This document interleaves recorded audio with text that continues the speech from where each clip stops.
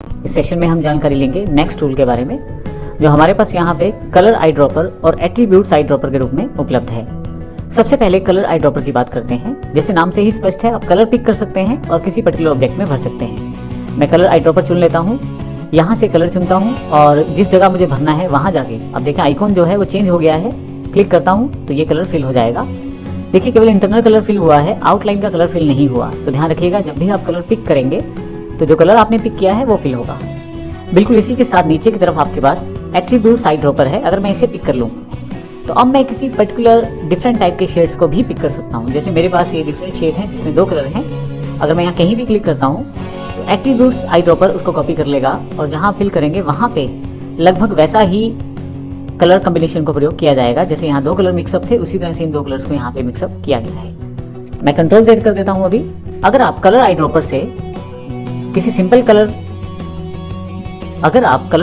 से किसी combined colours के कॉम्बिनेशन को कॉपी करेंगे, जैसे यहाँ पे 2 कलर्स का मिक्सअप है, मैं इसे कॉपी करूंगा और पेस्ट करने की कोशिश करूंगा तो एग्जैक्ट वो कलर कॉपी होगा जहाँ पे आपने क्लिक किया था।